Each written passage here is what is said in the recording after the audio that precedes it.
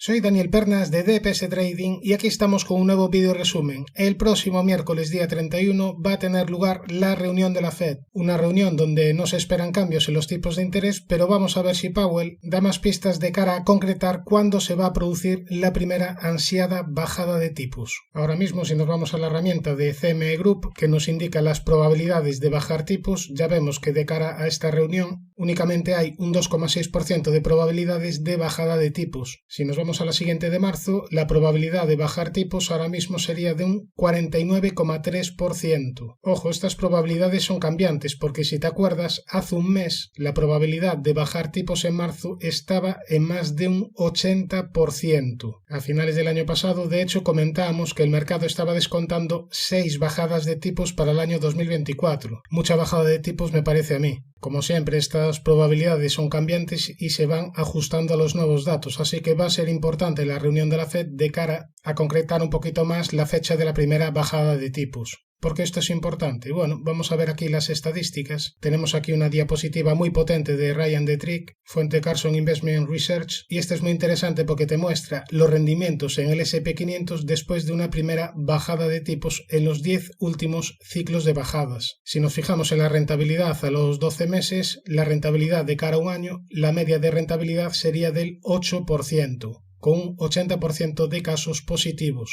Ahora, como comentamos en otras ocasiones, no siempre que hay bajada de tipos se producen subidas en bolsa. De hecho, a 12 meses hemos comentado que el porcentaje de éxito sería de un 80%, pero en 2 ocasiones de las 10 anteriores, al cabo de un año, hemos tenido retornos negativos, en concreto en el año 2001 y en el año 2007. ¿Y qué tienen en común la bajada de tipos en estos 2 años? Que estas 2 bajadas de tipos se producen debido a una recesión. Es decir, aquí podríamos inferir que según el tipo de bajada de tipos, las probabilidades de obtener ganancias a 12 meses serían unas o serían otras. La otra vez que se produjo bajada de tipos debido a una recesión fue en el año 1990. Es verdad que al cabo de 12 meses la rentabilidad fue de un 3,5% en positivo, pero fíjate en la rentabilidad a 3 meses que fue de un menos 19,8% y la rentabilidad a 6 meses del menos 14%. Por tanto, bajada de tipos debido a una recesión, de media al cabo de un año te daría una rentabilidad del menos 11,6% y es especialmente negativa la rentabilidad a 3 meses porque de media sería de un menos 14,3%. Otro posible motivo de bajada de tipos sería debido a pánico, por ejemplo debido al crash de 1987, por ejemplo también en 1998 debido a la crisis de la moneda rusa o más recientemente debido al COVID. Este tipo de bajada de tipos de interés debido al pánico son especialmente beneficiosas al cabo de un año. De hecho, la media sería de un 17,4% de rentabilidad en 12 meses. A 6 meses especialmente es llamativa la rentabilidad del 13,7% y a 3 meses del 8,8%. Por tanto, bajada de tipos cuando se dan este tipo de eventos de pánico son especialmente positivas. Y ahora nos quedaría el otro posible motivo de bajada de tipos que sería la normalización. Esta sería, bajo mi punto de vista, la aplicación a lo que estamos viviendo hoy en día. Se han subido los tipos de manera muy rápida en poco espacio de tiempo y ahora tocaría poco a poco volver a niveles un poquito más habituales. Cuando se produce este tipo de bajada de tipos, la rentabilidad a 12 meses sería del 13,2% de media con un 100% de casos positivos. Eso sí, el primer mes normalmente viene con bajadas, únicamente el 25% de ocasiones anteriores al cabo de un mes ha tenido rentabilidades positivas y de hecho la media sería de un menos 0,6%. Bien, hemos visto un poco qué esperar a nivel macro. Por parte del Banco Central Europeo ha mantenido tipos y de momento Lagarde tampoco ha concretado mucho cuando se va a realizar esa primera bajada. Ahora también, cortesía de Ryan Detrick, vamos a ver a nivel estadístico que supone que el S&P 500 haya batido máximos de la historia. Comentábamos la semana pasada que el S&P 500 por fin había superado máximos históricos. De hecho, tiene objetivo alcista activado a nivel técnico, al igual que otros índices americanos y al igual que otros índices europeos. Y bueno, aquí a nivel estadístico vemos que el S&P 500, al tener una tendencia alcista, habitualmente está marcando nuevos máximos de la historia. Es decir, no es un hecho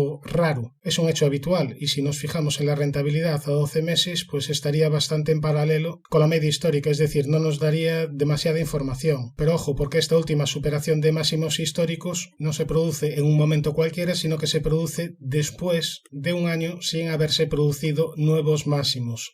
Y cuando esto se produce, tenemos aquí las estadísticas históricas desde el año 1958, cuando se producen nuevos máximos en el SP500 después de un año sin haberlos producido, la rentabilidad a 12 meses sería de un 11,8%, con un porcentaje de positivos del 92,3%, es decir, estadísticas superiores a la media histórica desde el año 1950, que sería rentabilidad del 9% de media con un 73,5% de positivos. Por tanto, mucha gente está diciendo que el mercado está caro, que el mercado ha subido mucho, que prácticamente no ha corregido, pero es que llevábamos más de un año sin haber marcado nuevos máximos en el SP. Por tanto, yo para medio largo plazo, repito, sigo siendo positivo, no solo ya por estas estadísticas, sino sobre todo porque tienen los índices objetivos alcistas activados. Después los veremos en los gráficos como siempre, pero se pueden anular porque la bolsa es incertidumbre, la bolsa es poner las probabilidades a favor, pero, como digo siempre, prefiero apostar a caballo ganador, aunque a veces pierda, y no apostar a un caballo cojo, aunque a veces pudiese ganar. Bien, el siguiente gráfico también es bastante interesante, nos muestra el número de máximos anuales por año en el SP500 desde el año 1957. Como aquí bien dice, los nuevos máximos ocurren en grupos. Ahora mismo estamos teniendo una década muy positiva para las bolsas, tenemos habitualmente al SP500 haciendo nuevos máximos, y esto hay que aprovecharlo. Ojo, no siempre será así, porque también podemos pasar periodos sin que el SP500 haga nuevos máximos, pero mientras esto dure, y sobre todo mientras los gráficos no nos indiquen lo contrario, lo suyo es intentar hacer dinero en los mercados. Por ello, vamos ya a los gráficos. 2 segundos para el disclaimer. ¡Comenzamos!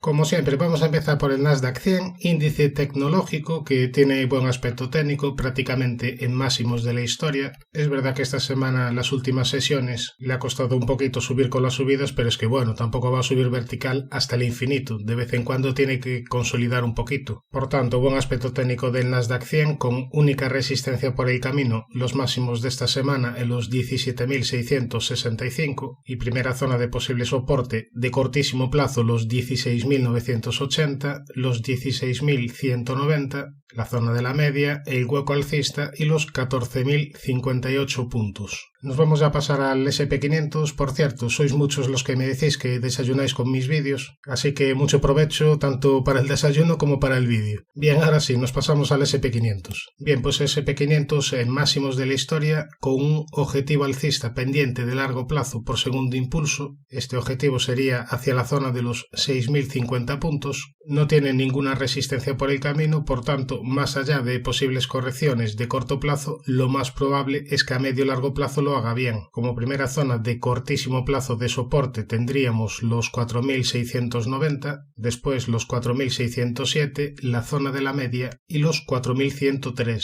Si nos vamos al Dow Jones, también estaríamos en máximos de la historia y también tendríamos un gran objetivo alcista pendiente por segundo impulso. En este caso el objetivo sería la zona de los 47.250. Aquí lo único es que el Dow Jones está realizando máximos crecientes contra máximos decrecientes en indicadores, por tanto, tendría una primera zona de soporte de corto plazo entre los 37.060 37.100. Esta zona sombreada amarilla. De perderla quizás pudiéramos ver alguna corrección adicional. ¿Y qué soportes tendríamos importantes de medio o largo plazo? Bueno, el primero importante sería la zona de la media de 200 sesiones que está en fase ascendente, aunque ya estaría un poquito alejada del precio. También podría ser soporte este hueco alcista y niveles de 33.327 puntos. Respecto al Russell 2000, índice de empresas de pequeña mediana capitalización, continúa con el objetivo pendiente por doble triple suelo hacia niveles de 2.408, por tanto en el medio largo plazo lo normal es que lo haga bien, en el corto plazo se encuentra corrigiendo desde esta zona de resistencia de los 2.103. Antes de llegar a este nivel podría encontrar resistencia en los 2.017 puntos. Como zona de soporte yo vigilaría la zona de la media y niveles de 1.906 puntos. Anularía el objetivo alcista en caso de perder la zona de los 1.644. Ya si nos vamos a Europa tenemos aquí el gráfico del DAX que también tiene objetivo alcista activado por segundo impulso alcista. En este caso el objetivo sería la zona de los 19.720 puntos. Ya si ampliamos el zoom vemos que se encuentra atacando la zona de resistencia de máximos históricos en los 17.003. En caso de superarlo, la siguiente zona de resistencia a superar sería esta directriz que viene uniendo máximos.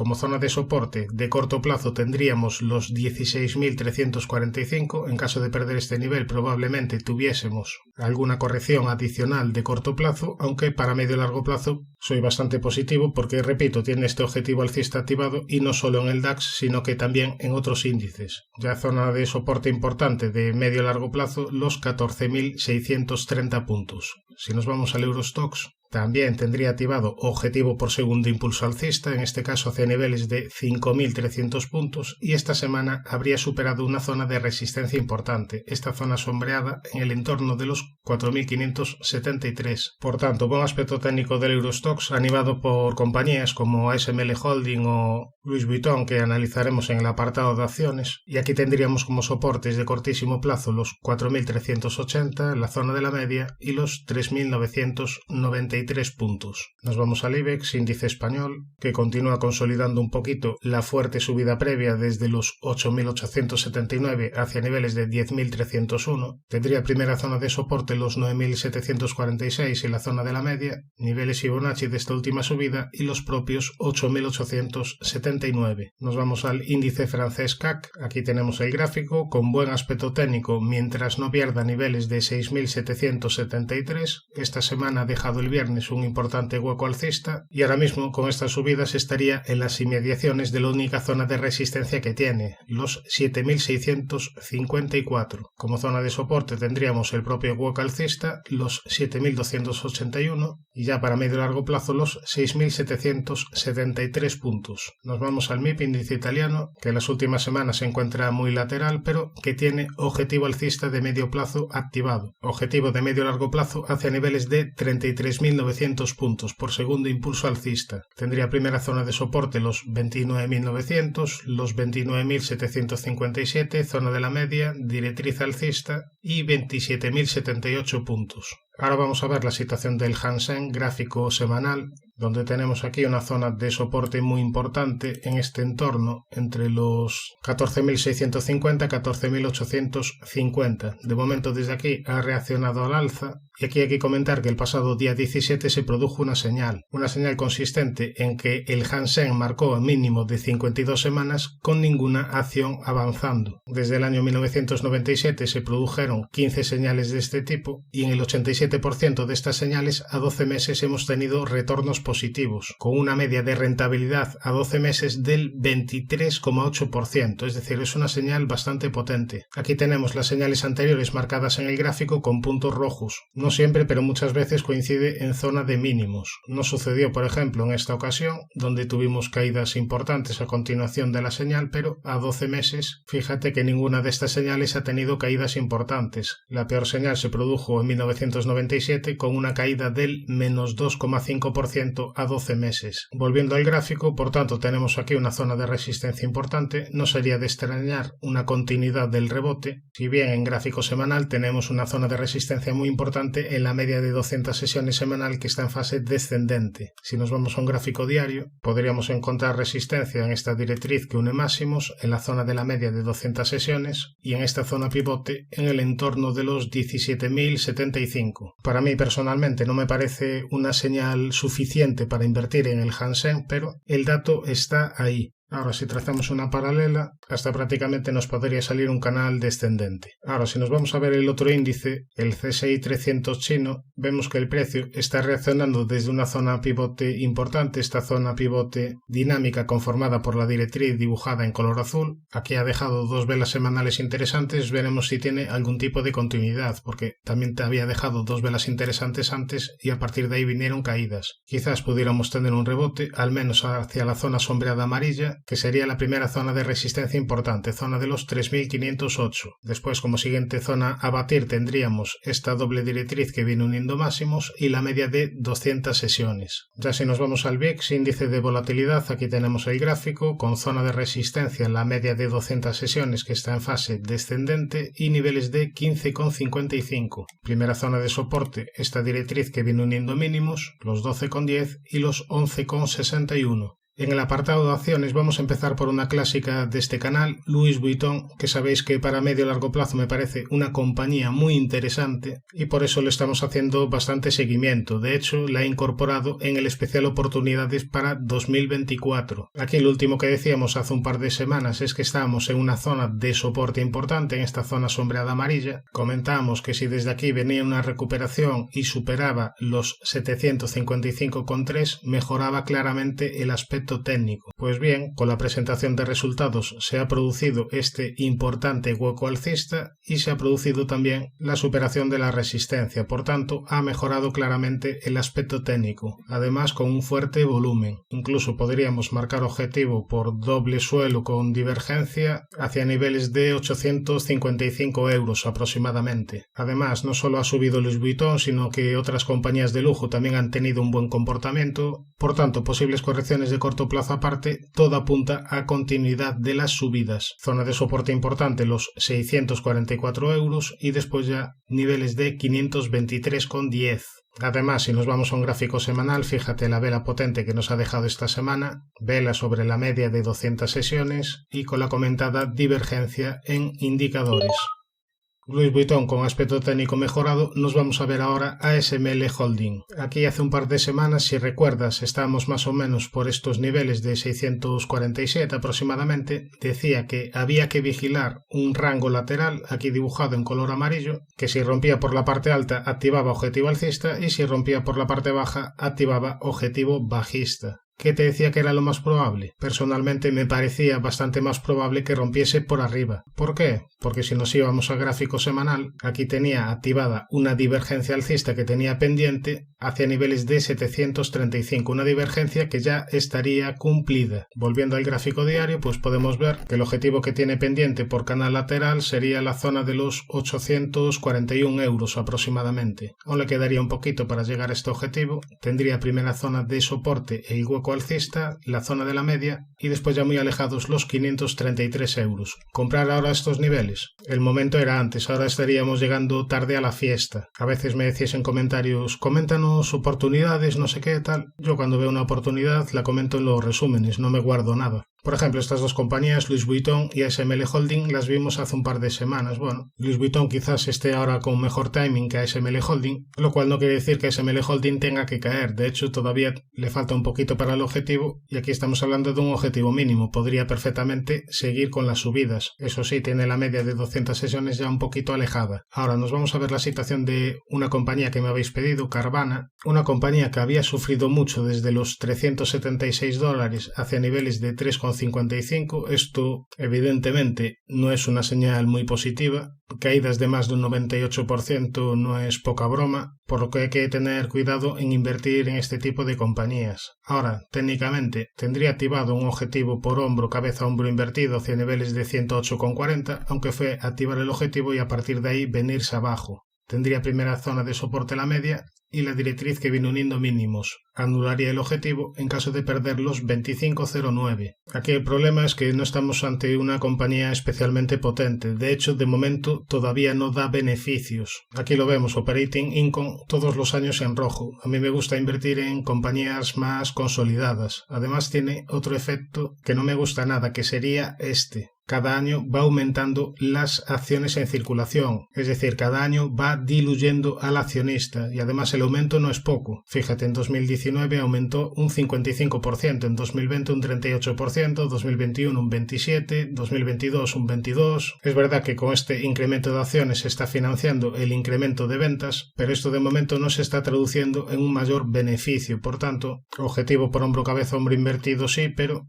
yo personalmente estoy más seguro invirtiendo por ejemplo en Louis Vuitton que en Carvana. Bien, nos vamos a la siguiente, AMD, una compañía donde aquí habíamos avisado de posibles caídas tras la activación de una divergencia bajista. Se cumplió la divergencia y a partir de ahí, en la zona de la media, te dibujó una estructura rectangular, aquí lo vemos, rectángulo amarillo que al final rompió por arriba y acabó cumpliendo. Además, tras superar los 132,83, activó y ya cumplió objetivo por segundo impulso alcista. Ahora, una vez cumplidos los objetivos y una vez superado los antiguos máximos de la historia, se encuentra prácticamente en subida libre con única zona de resistencia resistencia los 184,92, aunque el precio está ya un poquito alejado de la zona de la media. La zona de la media es la primera zona de soporte importante junto a los 133,40 dólares. Nos vamos a la siguiente, Alfen, una compañía que venía tras fuertes caídas, pero aquí te dejo un importante hueco alcista. Tras la aparición de este hueco, fue capaz de superar la directriz bajista principal y a partir de ahí continuidad del rebote. ¿Qué está haciendo ahora el precio? Bueno, ahora el precio está luchando contra la zona de la media de 200 sesiones. Está intentando agarrarse a esta importante zona de soporte. En cuanto a resistencias, tendríamos esta primera zona entre los 61,50 y 64,50. Fíjate que si tiramos para atrás, es una zona pivote importante. Nos vamos a la siguiente, Barrick Gold,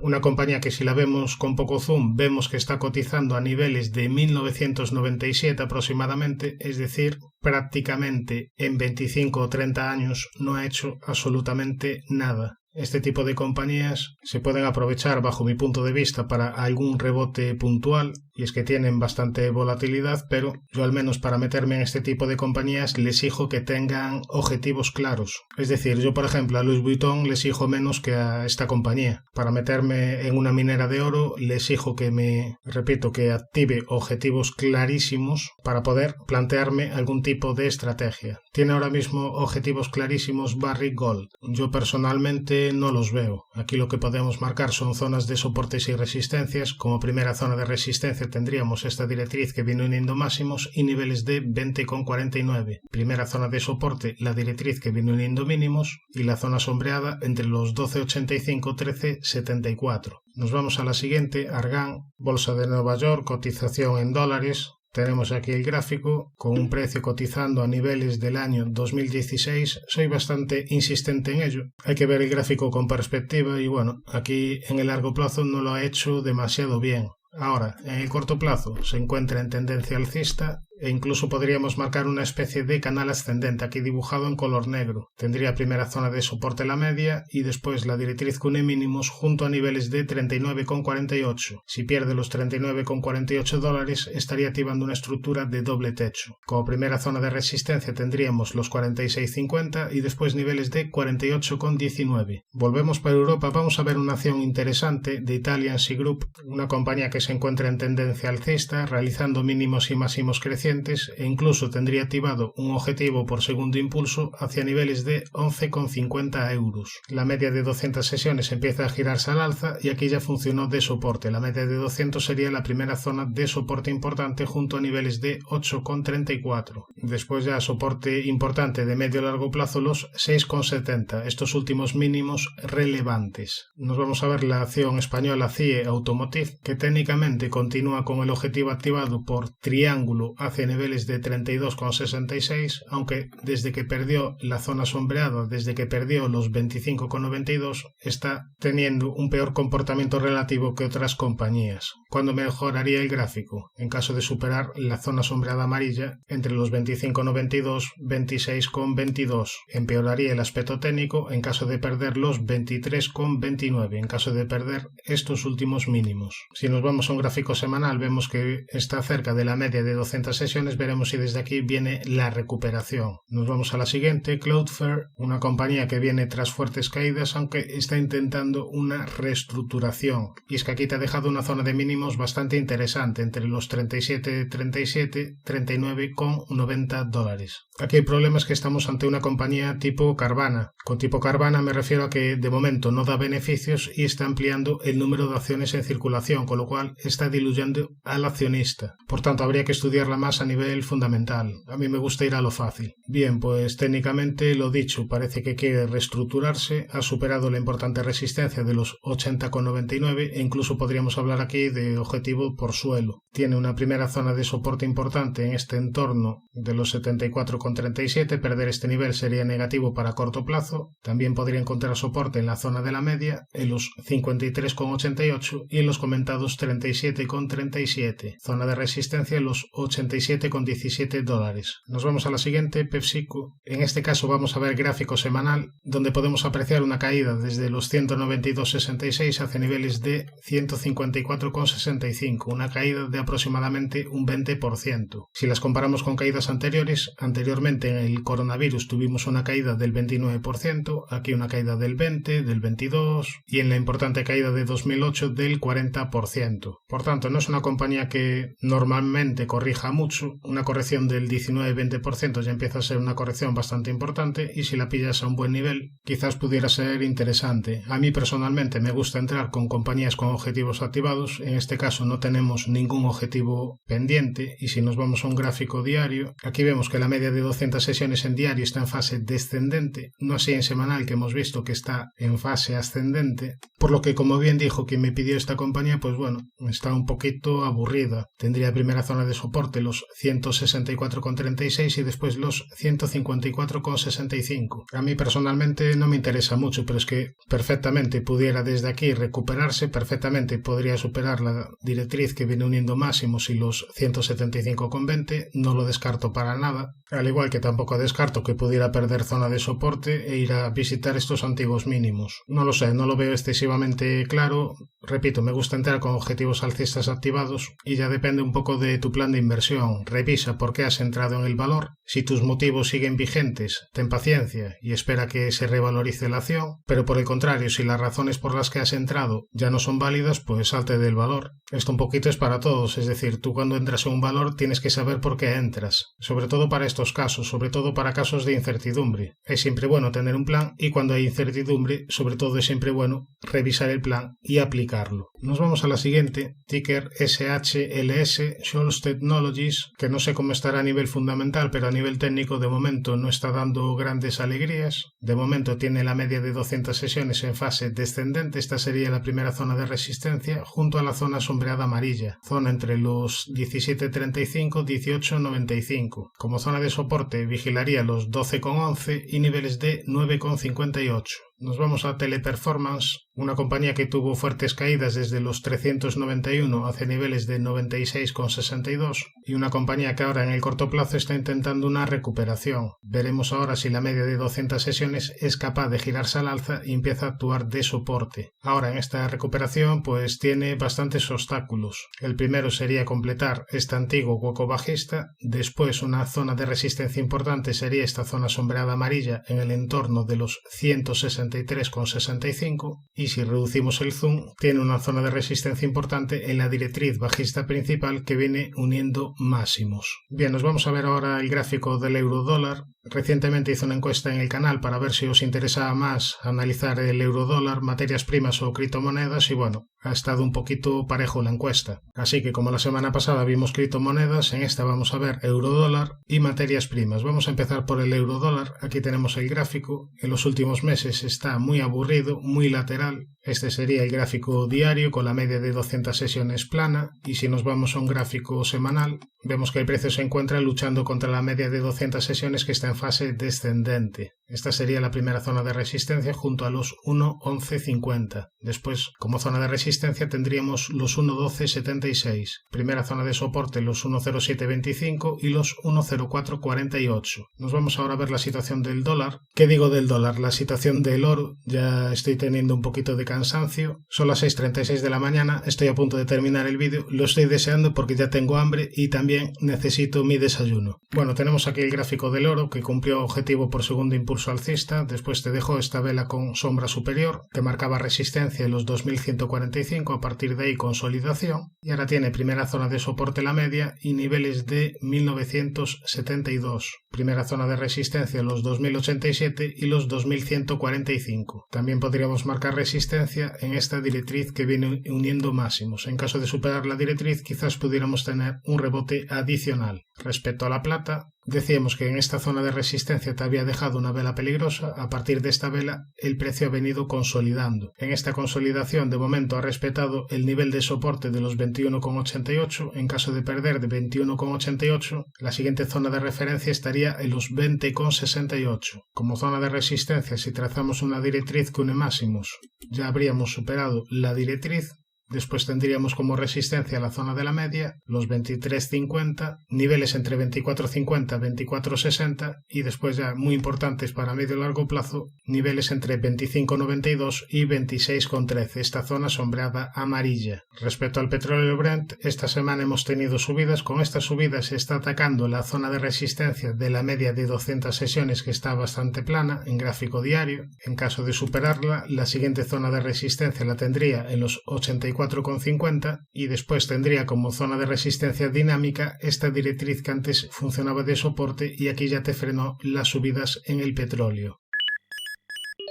Suscríbete al canal si te ha gustado toda esta información y no te olvides de activar la campana para no perderte ningún contenido. Un saludo, mucha precaución y buenas inversiones.